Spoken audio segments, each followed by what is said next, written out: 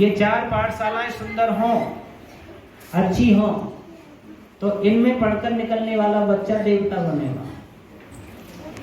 99% बात है भाई, 1% कोई बात भूल चूक हो जाए बात अलग है, पर 99% में बच्चे अच्छे ही बनेंगे। अगर इस विधि के अनुसार तुमने 100% चलन किया तो पति पत्नी में सबसे पहले गर्भ में संस्कार डाले जाते हैं।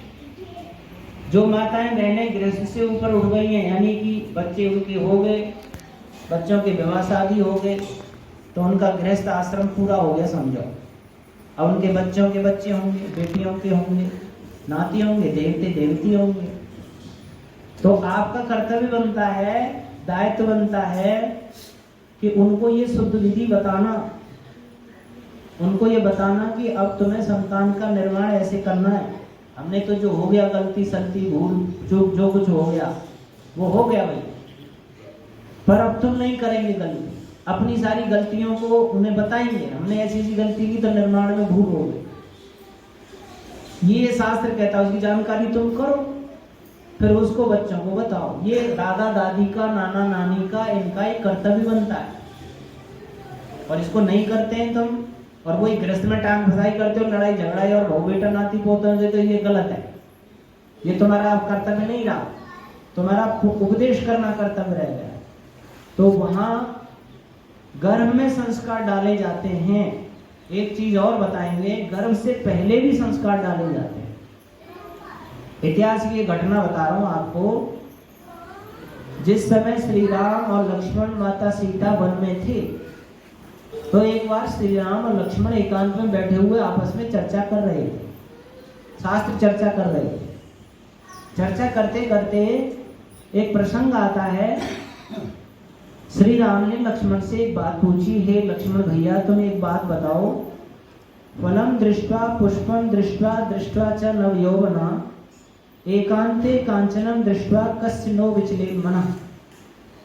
कि एकांत जंगल हो जहाँ कोई और स्त्री पुरुष दिखाई नहीं देता हो, अकेला आदमी हो, और उसे वहां एकांत में कोई सुंदर पका हुआ फल दिख जाए वृक्ष पर, और वहीं एकांत में उसे कहीं सुंदर खिला हुआ फूल दिखाई दे जाए, वहीं एकांत देश में कहीं सोना चांदी हीरे जवाहरात एक से लेकर के 500 के नोट पड़े हुए गड्डी मिल जाए, घड़ी मिल जाए, लकी मिल जाए, या सोना चांदी आदि पड़े हुए मिल जाए, और वहीं एकांत देश में कोई सुंदर नवयुवती मिल जाए।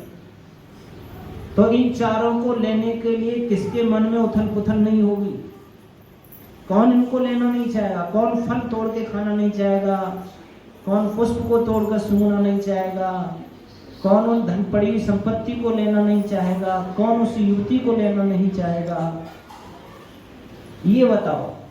तो लक्ष्मण जी ने थोड़ा शांत होकर कहा कि भैया गुरुकुल में पढ़ते हुए, वेदांत शास्त्रों का अध्ययन करते हुए, आचार्यों से, गुरुओं से मैंने तो ये सीखा है कि माता यस्य पतिव्रता पिता यस्य च धार्मिका एकांते कांचनम दृष्ट्वा तस्य नो विचले मनः।